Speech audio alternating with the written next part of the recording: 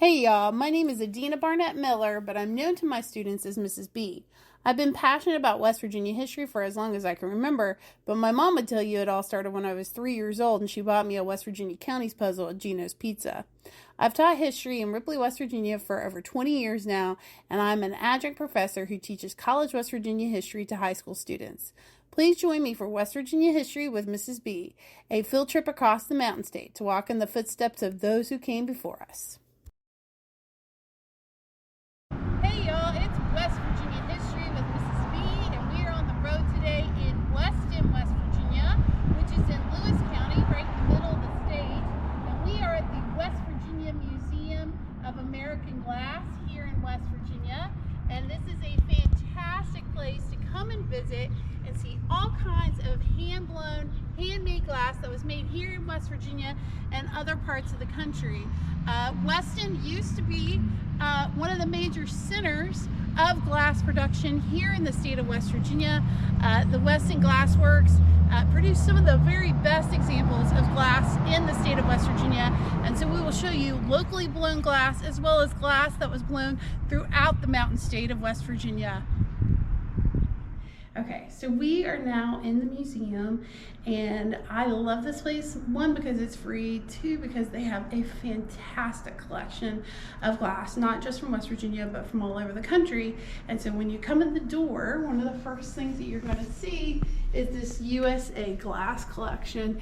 And so they're working on putting together a collection of glass from all 50 states, an example from at least one from each state. So you can see there's a couple of states that they need. So if you're from, say, Iowa or Idaho or South Dakota or Nebraska or Nevada, you can they would be more than willing to take a example from you to put into this beautiful USA glass case. So here is another collection that they have here. This is pattern glass. This is, I think most of this is pressed glass. But it is, just the colors are gorgeous.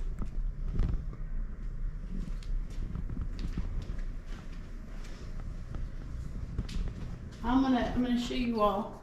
When you come in the museum, this is very helpful because you will be able to look and see what the highlights are of the museum. It's very, very helpful to have this little piece of paper, so I'm going to carry this with me. Okay, so this is more ruby stained glass. This was all made, it says there's a company, Consolidated Lamp and Glass Company, Open Hearts and Arches. So this stuff is pre-1900 even. So, and this is cut glass. And you can see here where they've etched into this with the different names, so like Atlantic City, Gettysburg, so you can go get your historical souvenir. And then I would totally be remiss if I didn't point these out. These are all Blendo sun catchers, and they are, I think, different signs of the zodiac. It says introduced in 1965. The zodiacs were in 1970. And so, thankfully, Blendo is still with us. Blendo is one of the few glass companies that has survived. Paul Vismark Glass Company in Payne City is still open too, but they're like one of the few that are still open here in West Virginia.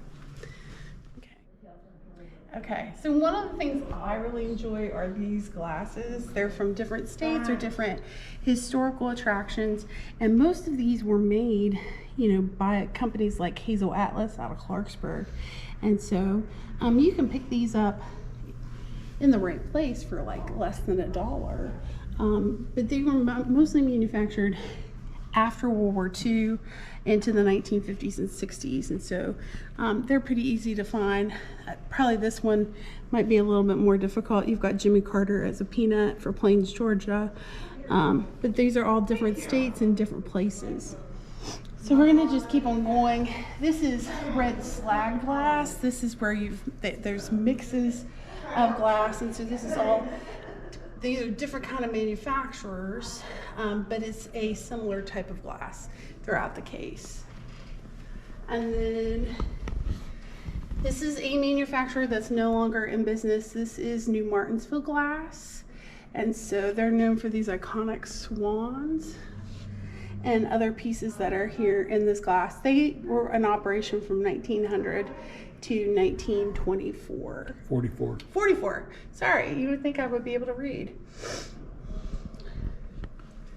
So, oh, this is Viking. This is what New Martinsville Glass became, was Viking glass. And you're gonna notice when we go through here, a lot of these glass companies are going to go out of business in the 1980s. And a lot of that has to do with the glut of foreign glass coming into the United States. Some will make it a little bit longer, but Viking as well as Fostoria are both gonna fall victim to, people buying cheap glass produced in other countries. And so Fostoria, I think, closed in 86, and then Viking is going to close in 1987. But I really enjoy a lot of these shapes. They're very fun, especially like those mushrooms back there. Those are just a hoot. And then that shape is so like 60s. I love it. So let's keep going.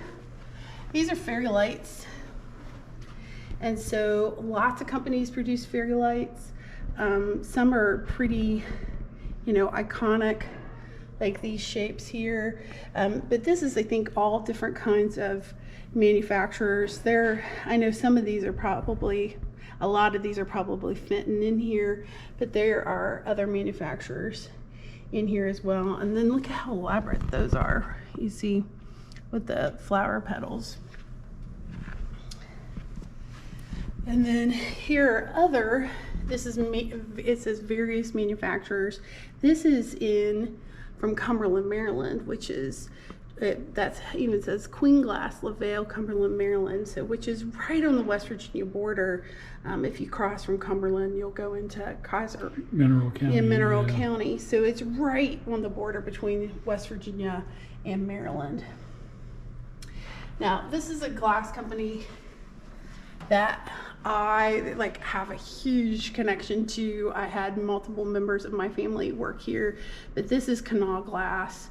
Canal Glass is another glass company that is going to fall victim to the glut of cheap foreign glass, and it will close in the 1980s. But they made the hens on a nest. They made these little vases. They made all kinds of just really gorgeous stuff, including swung vases, which were super popular. I pick up pieces of Canal Glass when I can, because it's that family history. They also made this crackle glass, which if you look there, they were really known for that crackle glass that they made. And then of course these colors, like the reds and the oranges and yellows and the greens. So, and then in the bottom, this is a collection from Oklahoma, what was called the Bartlett Collins. And that's more subdued, and I'm sure that part of that has to do with the fact that this is older than this. This was, produced after World War II. People were very into the bright colors. Here's another collection. This is from Mount Pleasant, Pennsylvania. I did not realize there was a Tennerton Glass. So this is Upshur County Tennerton Glass. Here's really some old glass from Wheeling. Wheeling always had glass. It was definitely a manufacturing center and a glass center. Here you go. Here's some more pressed glass. Look at these little plates. I'm sure this took forever to collect. And then these they almost look like communion cups, or like fancy shot glasses. This is old. You can tell that's really old. Okay, so here's another set from Ohio. This is from Bel Air, Ohio, which is right across the river from Wheeling, correct? Bel Air? Somewhere along the Northern Panhandle. I can't remember Wheeling or Moundsville or in between the two. Somewhere up there. It's right up there. So this is imperial glass, and you can see they have these slag pieces. Look, they even made a piece for West Virginia's 100th birthday. That's super cool. But they're producing a lot of the same things that these other glass companies are producing. Look how pretty. This is acro agate. I really like this case. And you can see they've got all kinds of stuff down here, including like the marbles. And then these are child's, like a child's dish set. And then things that are more utilitarian, like flower vases and stuff like that. So you could use this stuff inside or outside. Here's another one that's outside of West Virginia, but Point Marion, I mean, that's like Morgantown plus 5 miles. So literally on the other side of the Pennsylvania border. It's Morgantown extension. And so you can see here's a piece that they made for the West Virginia Centennial as well. And then look, they're even producing things like for Walt Disney World. I just always thought it was a hoot. Oh, here we go, West Site. This was 1931 to 1936. Like they made a glass towel bar. Probably not a good time to open a business in 1931. Some more glass there from St. Mary's, Pennsboro. Yeah. Oh man, I used to love the glass. There was a glass place there on Route 50. It was very cool. And then our cartoon characters. Oh yes, this takes me back to being a kid. I think we had a couple of those Smurf glasses in my house. We did. We had them at our house. We had also the Snoopy's. All right, so we're going to continue. We're looking at glass. This is McKee glass from Jeanette, Pennsylvania. I love some of these, like that pink one. Oh my gosh, that's fabulous. Look how cute these little wren houses are. But just, you know, all kinds of different wares, whether it's a vase or a glass or, you know, bowls, all kinds of different things in here. I don't know this one. It's Scandia Glassworks in Canova. I did not know that they existed, but the apple's pretty iconic. But a lot of these shapes and things, though, and colors were made by multiple manufacturers. This is it says Taze Valley Hamblin Glass by multiple or various companies. So you can see there's a crackle that looks like canal glass, and then you can see this is that slag glass. Here we go. This is Bischoff from Culloden, which is in Putnam County. And then this is Rainbow up here, Rainbow Art Glass from Huntington. And that's Rainbow as well. I mean, look how gorgeous. And again, you can tell with those sign of the times there, these vibrant colors. Yeah, yeah. 60s well, or 70s. And then look at that massive stopper up there. I mean, that thing is honking. It's as big as the vase. You know, these are for looks. So I love the colors. I love the shapes. I should have been born in the 60s or 50s so I could enjoy 60s glass. This is Northwood glass. This is definitely much older just because of the styles and the shapes. But it looks like kind of stuff that maybe even would have been made by Fenton, because Fenton had that color pattern, the cranberry. And here's some swung vases of theirs. So a lot of copying from one another. Okay, here's some more West Virginia glass. This is Jefferson Glass. It was in Follinsby, which is in Brooke County. And so you've got this pretty creamy colored pattern with the cuts. And then they've got the hand. These are either applied or painted patterns on them. And then here's more glass. This is from New Martinsville. So all these are along the river. And when I say the river, I mean the Ohio River.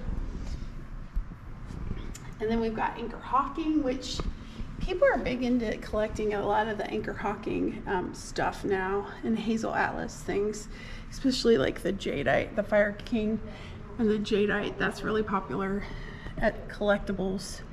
And then people are starting to collect hobnail, which I'm excited about. because I am a hobnail collector. And then this is what we call depression glass. And that's Vaseline because it glows. We have that at our house. It glows in the dark, Dave. Here's more. Speaking of Hazel Atlas, here's a lot of the old Hazel Atlas. And this stuff is, what I think is interesting is like, this is, you can't see through it. It's, it almost looks like pottery, but it's glass. Like that piece up there, that Right. white piece in the back, that looks more like pottery than glass. Right, kind of like a Corel dish. Yes, exactly. Which Hazel Atlas will become Anchor Corning, which produces Corel ware. So, but see all those glasses back there, those are all Hazel Atlas pieces. So Hazel Atlas was in business for a long time, and then they'll get gobbled up, and now all of those jobs are overseas. So here's some Wheeling glassware. This is Central Glassworks. It's beautiful with the etching. And you've got the clear with the Green bottom. yeah, with the green. So that's pressed or applied bottom. It's beautiful. Here's some more glass from the Northern Panhandle. This is Brook Glass from Wellsburg. They were only in operation from, About 8 years, 1891. I'm thinking this is 1999, 1891 to 1999. Somebody messed up and yeah, decided to embroidery pencil. on there. And some presidential commemorative Oh yeah, glass I here. have a presidential collection. Dave can tell you. I have that eagle back there. That's a Fenton piece. I have it in brown. And of course The bottle. the bottled Wheaton, right? Yeah, those are Wheaton. They're from New Jersey. I have a massive Wheaton collection at our house. So I was just looking at some swung vases and I was like, nope, you don't need another glass collection. I love my history bottles. And then Dugan Glass, Indiana, Pennsylvania here on the bottom. Yeah. Which is very different. It's just very, very different. So I love this shelf because, you know, the museum, one of the things that they try to do is they teach. And so this is learning different styles of glasses over time. So these are your oldest. These are pre-1870, so Civil War or right around there. Then you got your 1880s. And I love this too. They say, touch and learn. Our goal is to show what you have. Plus, you need to feel the weight. Like, that's so light and so delicate.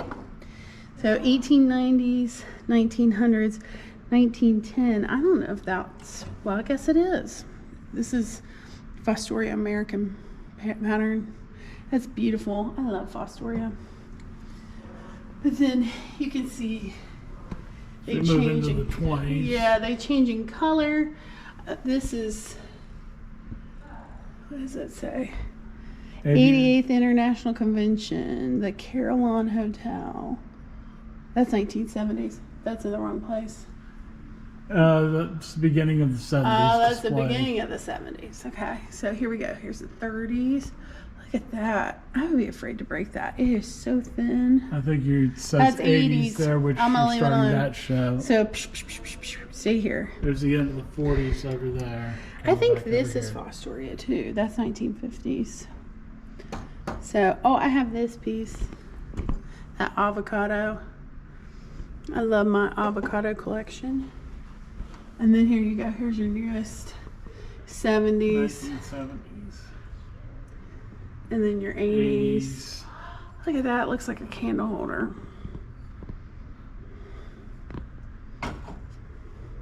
And more 80s. More and we get into 80s. the 90s. Oh, And then that one's in one the wrong piece from the That- 2000s. This was made in Weston too. That's called Blendo. That's a Blendo pattern. That's from the 50s. That was made And then we here. have one there from the All by Their Lonesome. The 2000s. And then we have a WHS class of, 1964. It's their 35th. I would assume that's still Weston. Weston High There School. was still one back then. Yep. All right, so we're gonna just keep on moving. Oh, I love this case. This is all paperweights. And so if you know older people, a lot of them have these paperweights at home. They're very cool. Like this, look at that one with the West Virginia in it. John Gentile of Morgantown, or Gentile Glass, Gertrude. They're so cool. Look at that one with the little pieces in it. So we've got all different kinds of glass in there. I love the apple paperweight's the best. I wonder why. I have no clue. No clue. Look, that one's marked for Fostoria.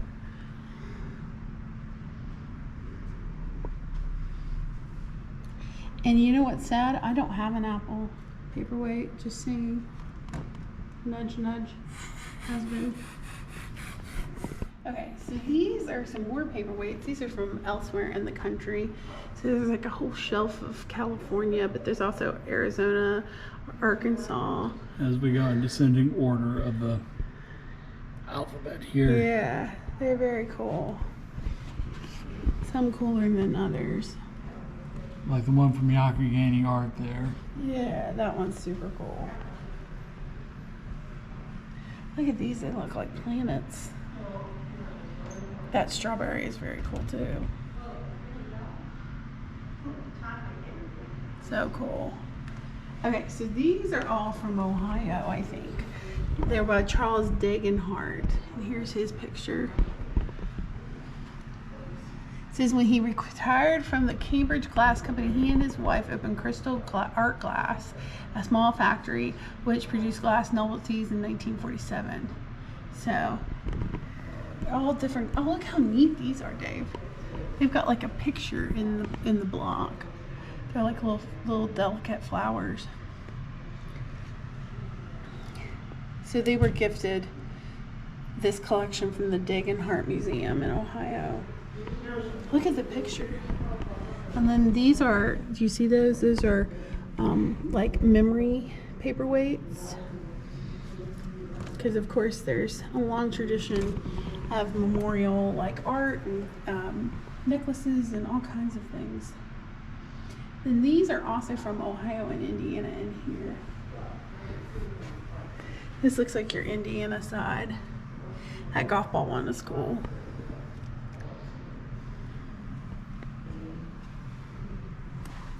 And then these are Ohio. It looks like, well, there's Lincoln. I wonder who that is. Is that McKinley? I don't know. Very cool. Okay. Ooh, this is High C. Yeah, they closed a long time ago, but they produce really beautiful stuff. Very delicate pieces.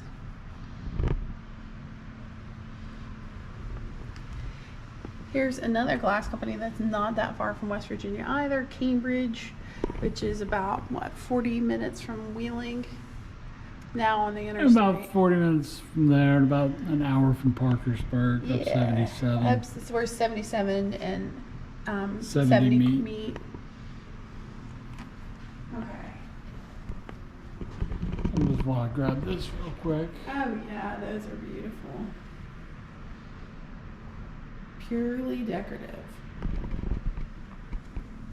Alright, we're going to take you down the middle aisle here. All different kinds of beautiful things.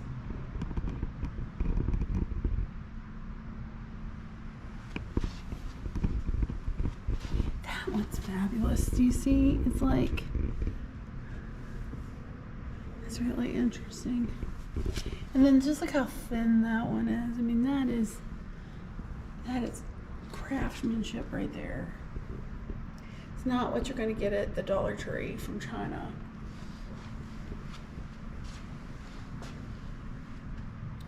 These are beautiful. I mean, they're works of art. These are works of art you get to bring into your home.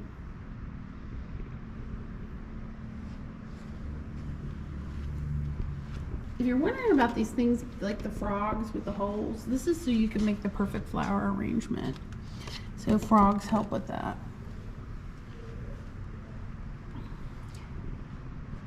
Okay. Lots more. Look at the fair. So you could take home glass as a souvenir. I mean, heck, even back in the day, you could go get your little souvenir piece of glass at the West Virginia Mountain State Arts and Crafts Festival in Ripley. And then I can remember getting glass pieces like as vacation Bible school prizes. You know, it's just a different time back when all these manufacturers were open. Here's lots of salt and pepper shakers.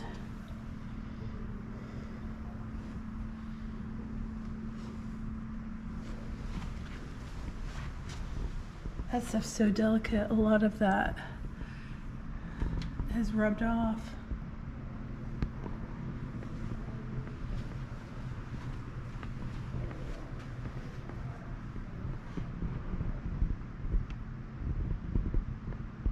So pretty. Little eggs that say Easter, that's so pretty. Here's another case. Tiffin. And then U.S. Glass in Glassport, Pennsylvania. I mean, this place has the best collection of glass. You will not regret going here. So, besides Paden City being known for pottery, Paden City also had a glass manufactory. And so, look at this piece right here that's all hand painted. It's beautiful. I love this. This whole case is Paden City.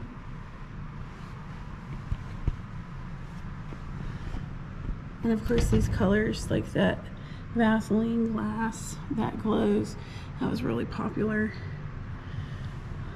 But look at that one too. That is so intricate and beautiful. Here we go, this is manufactured in Pittsburgh. This is old. Look, 1856. So pre-Civil War. See, they don't even know. They say it's either Bakewell or McKee. Because so many people manufacture things that were so similar, it's hard to tell who made what sometimes. So these are all Pittsburgh pieces. Beautiful. Ooh, so pretty. I love those double candlesticks.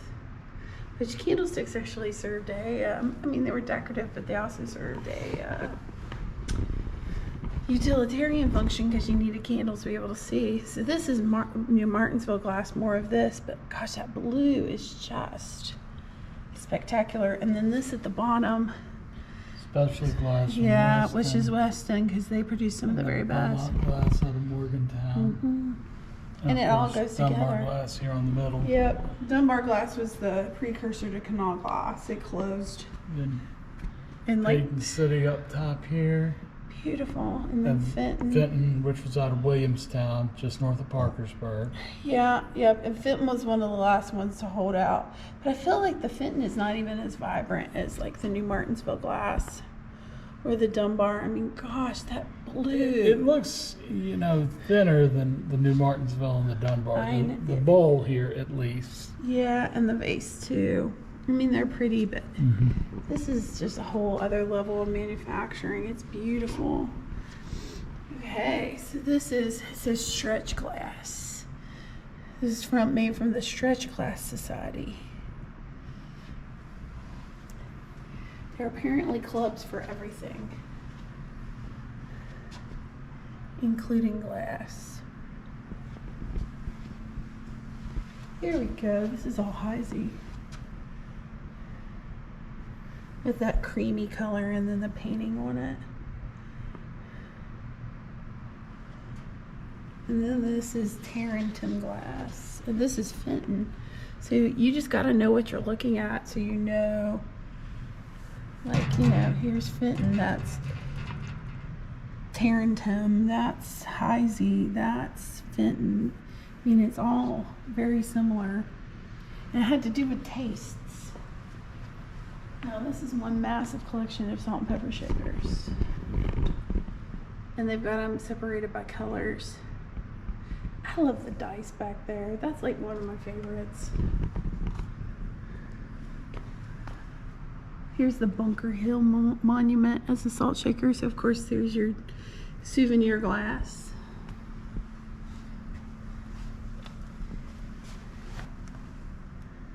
Beautiful. That pink is just gorgeous.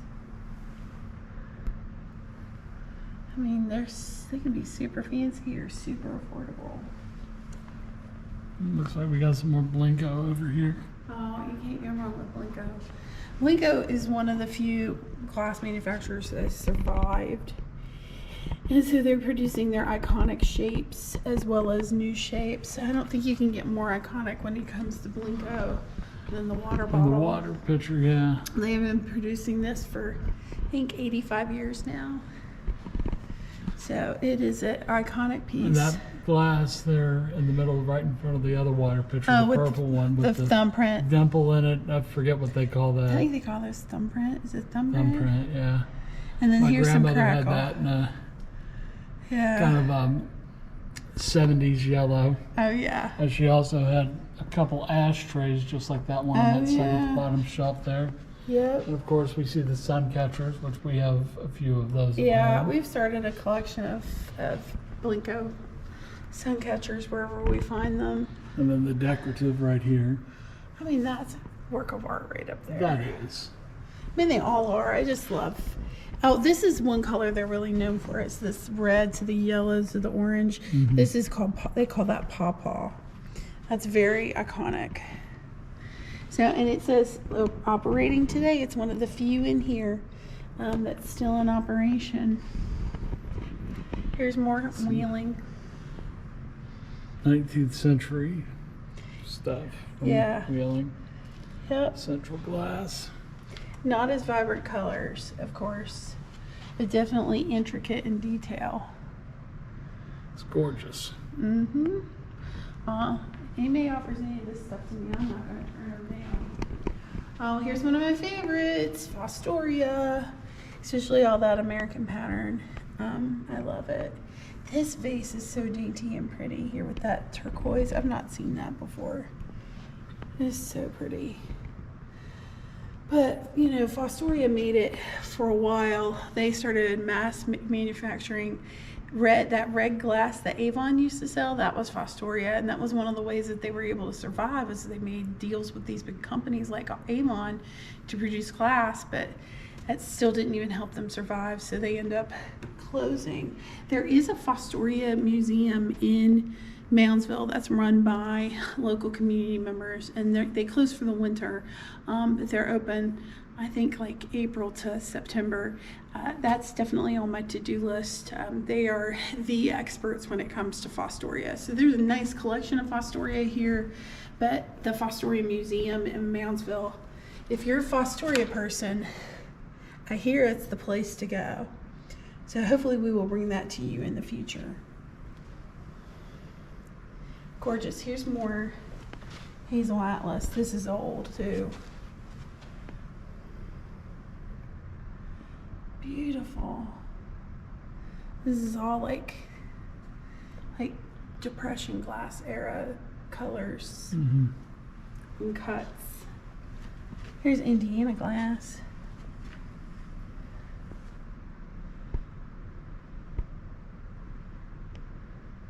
Beautiful. Beautiful, beautiful, beautiful.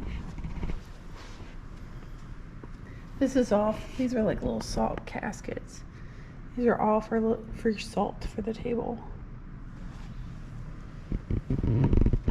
Here's more of them.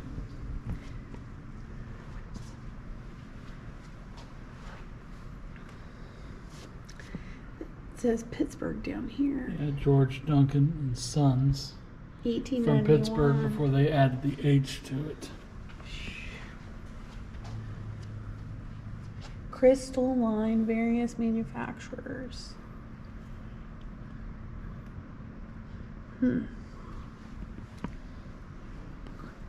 Here's some more Dunbar glass. Yep. The precursor to canal glass. Gosh, it's pretty. I love that at the bottom with the rings. That's personally one of my favorites. So pretty. And then look at all these. Westmoreland Glass Company, which also bit the dust the same year as Fostoria. Look at their seal here. They have the keystone. Keystone in it, handmade. Ooh, look at that turkey. He is fabulous. And the Smith glass out of Mount Pleasant, PA. Look at that turkey. I want to take him home with me. It is so cool. Look at the piano. That's a unique piece too. See the piano down there in the black? The JFK Memorial plate there. Oh yes, that was very popular. And then we have Indiana glass again. Yep. That's so cool. I like this orange and black piece. Imagine that. These are beautiful too. And over here, what do we have? Carnival glass. Which you can tell it's carnival glass because of the sheen on it. Just the carnival glass has a different look. So, and then this grape pattern is very popular in carnival glass. So, and then they have that orange, I think they call that orange lusterware. And so that's very popular. Okay, so we've got even more glass. We're just taking you down the aisles one step at a time. So here are more glasses and vases and things. All different kinds of manufacturers. By the way, if you have antique glass and you're like, what the heck am I supposed to do with this stuff? You can donate it here and the Glass Museum will take it in and preserve it. They also have a shop where they sell like extras, but this is a great place. Do not take your glass to Goodwill or sell it in a yard sale. If you want it to do something good, especially like for your relative that you inherited from, bring it here. Please do that. That's just my little PSA for today. So here's more Wellsburg Riverside glasses, another manufacturer. Look how pretty those are. It's elegant. They're really elegant. It says 1898. This were made in 1898. I like that one too. It's so pretty. This stuff is old. Well, more Wellsburg stuff and a piece of canal on the bottom there. Yep. The old kerosene lamps. Yep. What do we got over here? Look at those. These are so pretty. It says this is H.C. Fry Glass Company. Rochester, Pennsylvania. And look at these candlesticks. These are really unique. Look at that French press. Do you see that French press that's made entirely out of glass? Yeah. Gosh, it's really cool. I like the iridescent. It's like milk, but then it's iridescent as well, like so you can see through it. Yeah. That's really unique. It gives it that kind of, like, it looks like a hard plastic, but it's really glass. Yeah, like a Bakelite kind of look. They're selling stuff like this in MoMA today. You can go online and buy it, and it's manufactured in like China, but this is the real deal. These are beautiful with the waves and things. Oh, look at this with the caning. Do you see this? That's beautiful. That's Libby glass. And then I love this corn cob too. That's cool too. These are all cool. And then Libby joins with Owens Glass out of Huntington, and they're going to be a major manufacturer. And then you've got Corning Glass, which Corning's going to be a major glass center in the United States. This stuff's worth big money. Look how pretty. This is beautiful. And then that's like carved glass here. See the like a carving, they carved that. Coriopolis. So right outside Pittsburgh. So we're gonna hit this one next? Yep. Okay. And we're not gonna hit it because, well, I don't have enough insurance to cover hitting one of these. Look at this, I love this, with the stars. So this was made by Central Glass Company in Wheeling in 1888. That's beautiful. That may be one of my favorite pieces in the whole museum. These are gorgeous. This is Central Glass Company, Wheeling, Martins Ferry, Ohio, Wheeling, Wellsburg, Pittsburgh. So that whole like corridor. Martins Ferry. What does that one say? Elwood, Pennsylvania. These are beautiful. Even the experts don't know on this one. They say it's either Elwood, Pennsylvania, or Buckeye Glass Company in Martins Ferry, Ohio. That's wild. Here you go. That's Martins Ferry too. Beautiful.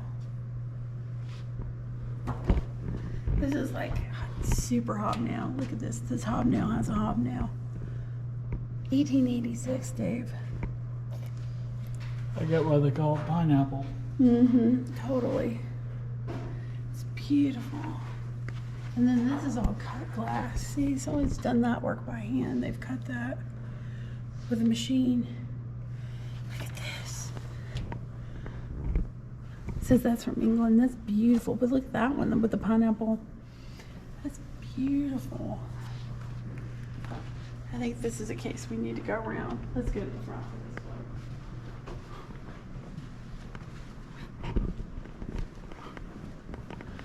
Oh, there we go. West Virginia glass, Martins Ferry, Ohio. Look at that cut glass. This is fabulous.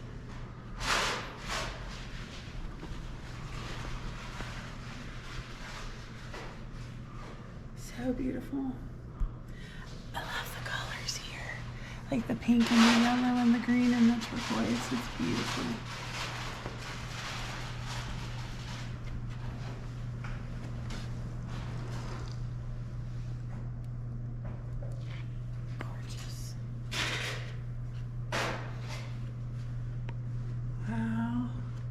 This is Bridgeport, Ohio, right across the river from Wheeling as well. Gorgeous, gorgeous, gorgeous. And then let's take them around and show them this piece. This is the most valuable set of glass in the whole museum. And the people who were working here told us this was donated by a family from out west, and they paid to have it shipped here. So it's all Steuben glass, so this is all art. Like, look at that. It's just gorgeous. Girl with horse. I mean, these are just beautiful pieces of art. Oh my gosh, look at the penguin. And the mushrooms. Look at this seal.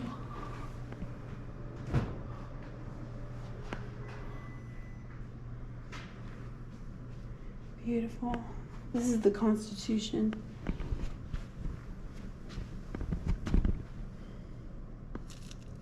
Look at that, the American Eagle with the globe. These are outside of my pay grade.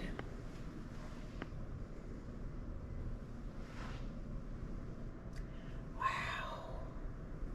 That's Noah.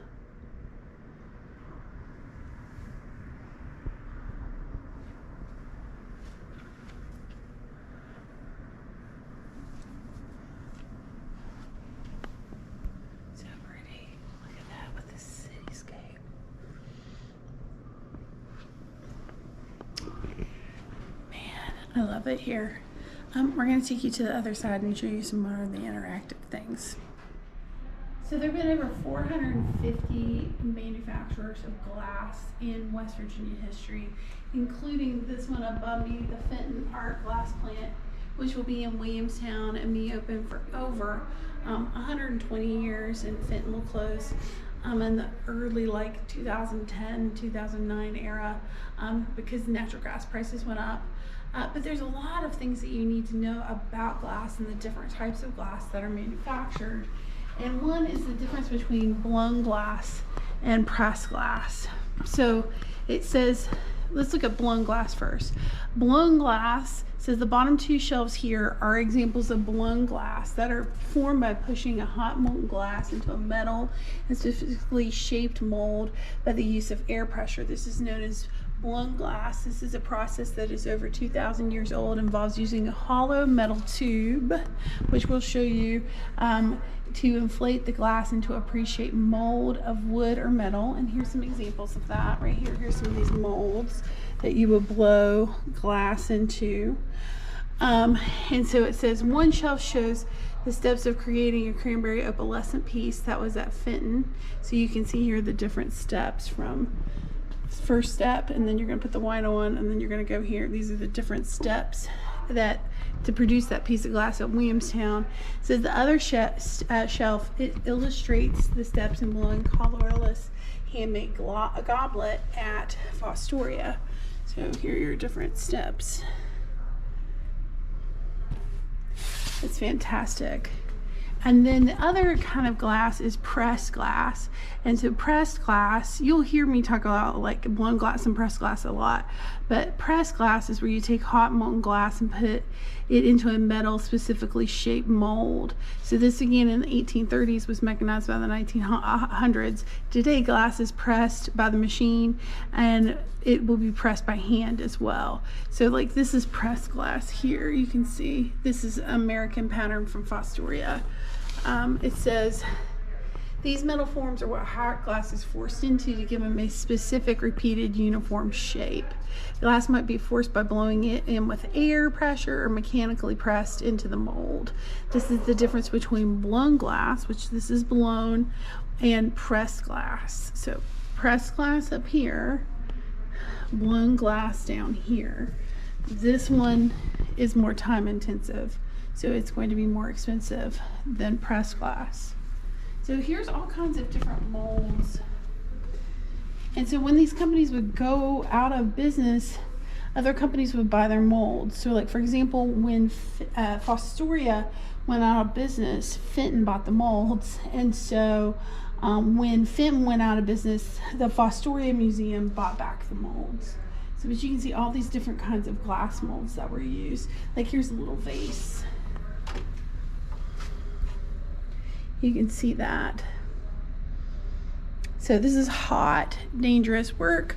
A lot of these people were breathing in sand particles because that's what glass is made out of. Dave, let's go over here and show them this replica oven. So you can see here, this is like what would have been a glass bar would have used. Your ingredients for glass is sand, soda ash, and lime. So you're going to have one of those big long pipes, and you're going to be sticking that in there to warm it up. And so you would use things like these, the paddles. If you're blowing by hand, you would use a paddle to help shape. And there were different shapes of paddles. They have the cups too, the crimpers. That's all for hand blowing things. You could make all kinds of stuff. If you've watched that glass competition, I can't remember what it's called, on Netflix, you'll see them use all of these kind of materials. Here's the finishing tool, so you could get the flutes. So all by hand.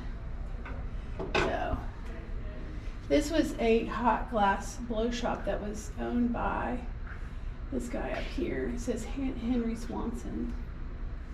So, and then here you can see the pictures of the glass workers themselves. A lot of West Virginians worked in the glass industry. A lot at one time, especially in towns like Weston. Weston was built on glass. not only did you have an opportunity to make good money working in a place like the Weston State Hospital. Your wife could be a nurse there, or a cook there. Men could take a job here at the Weston Specialty Glass Company, and you're making two middle class wages. So that's why towns like Weston exist, is because there were lots of businesses and lots of opportunity for growth and being part of the middle class lifestyle. So here it gives you an example of some of these molds. This is a Snapple mold. Mrs. Butterworth, that's her mold. Here's a Coke bottle. Here's the mold for this. So very cool. These are all molds and then the different tools. One really common use for glass were these insulators. So you do find these a dime a dozen. They don't pay more than $5 for one, because even though they're old, they are very common. These were used on telegraph wires. They were insulators. So you can see all different kinds of shapes and colors. And then here's more utilitarian uses of glass. These are all like light covers and lights themselves. Here's more lights. Look at the little finials for the top of the lamps. And then look, those are all slag pieces. So, and then you've got what every grandma used to have, a hurricane vase. Or more than one. My grandmother loved hurricane vases. That one's a hoot. Like, you've got this little dainty vase and then the log cabin. That's a hoot. I love that one too. Just love the colors.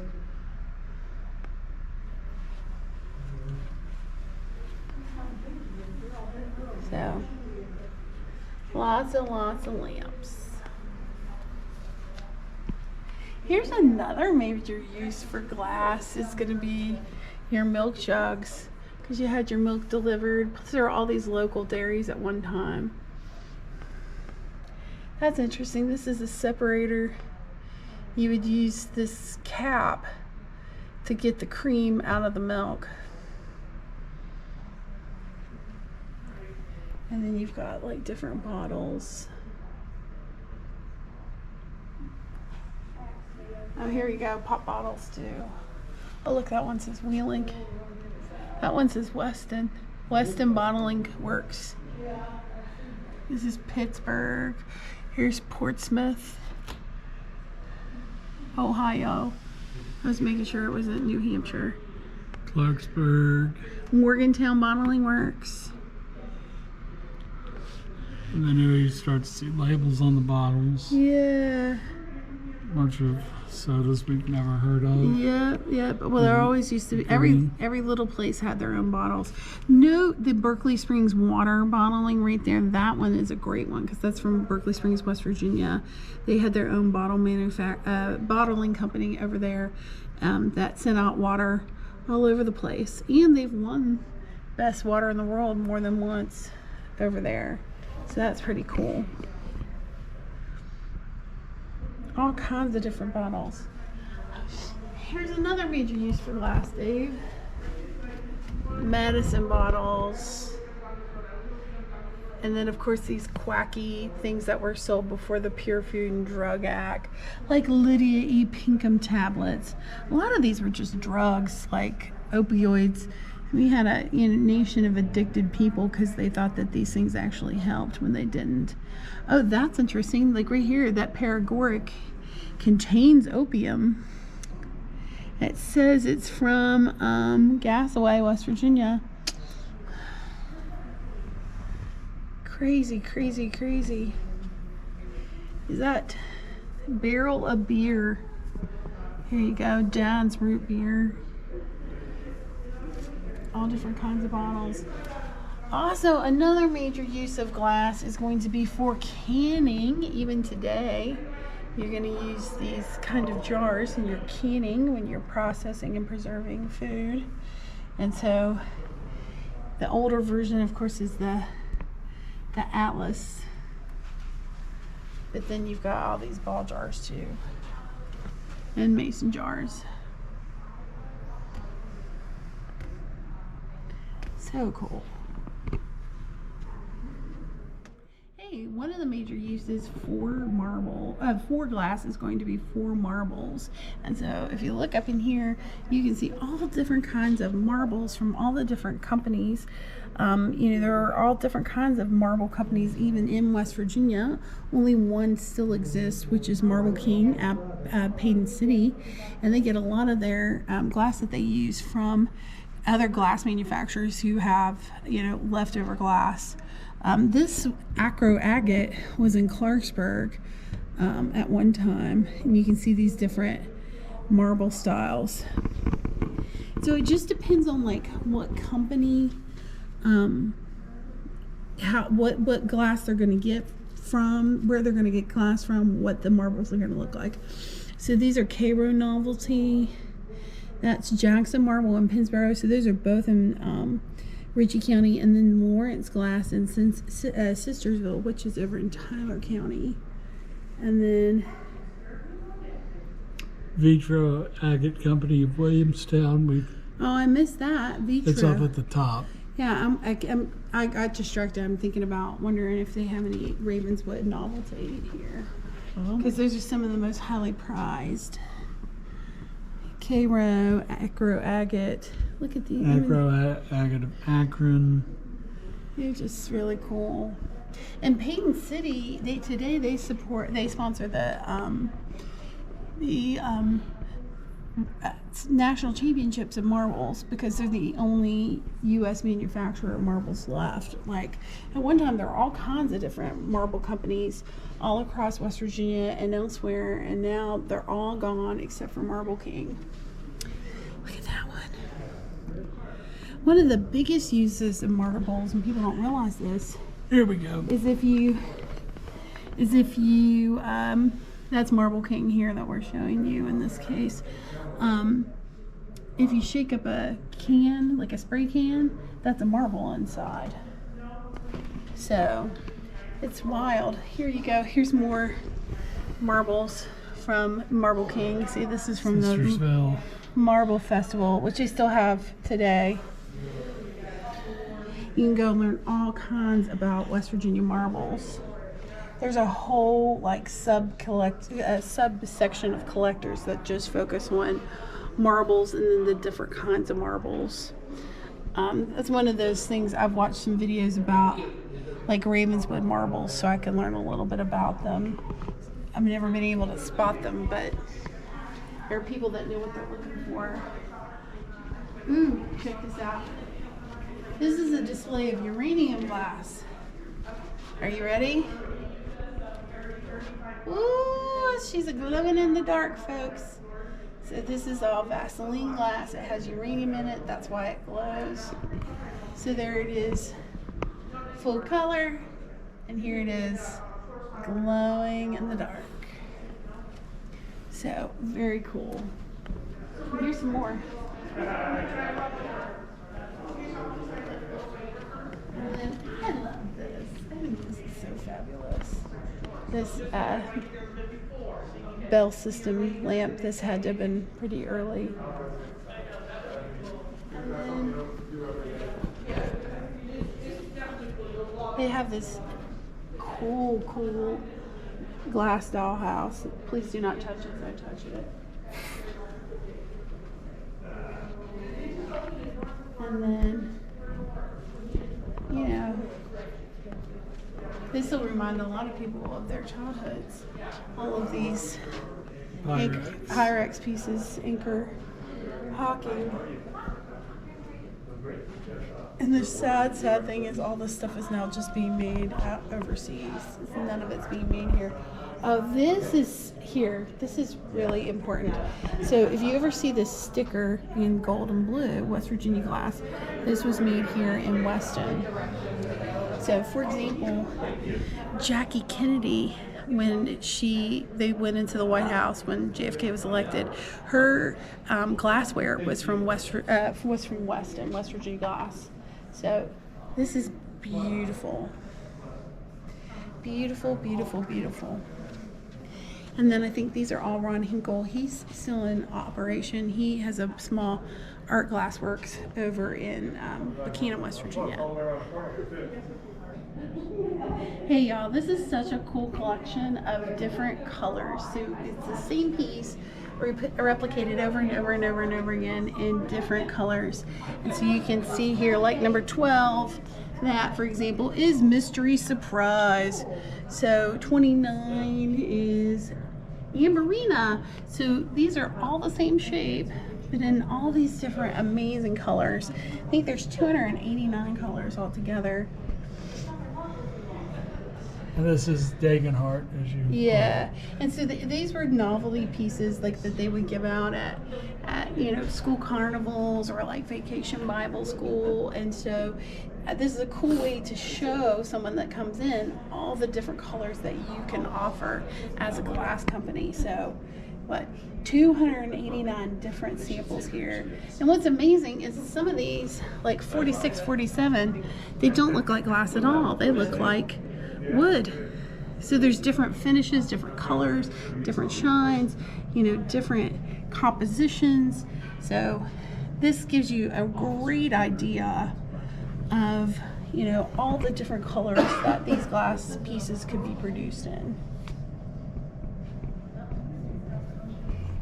So as I stand here with a man made completely of Blendo glass, made in Milton, West Virginia, I definitely want to encourage you to come to the Museum of American Glass in West Virginia, located in Weston in Lewis County. It is completely free and it is a great, great place to visit. It's right here in downtown Weston, and you can see where we are. We're right across from Citizens Bank of Weston, and we're right near the Trans-Allegheny Lunatic Asylum. So you could just make a whole day of it and come to Weston and learn all kinds of amazing history. So thanks for tuning in to West Virginia History with Mrs. B. Thanks y'all for watching. Please like, share, and subscribe to West Virginia History with Mrs. B on both Facebook and YouTube.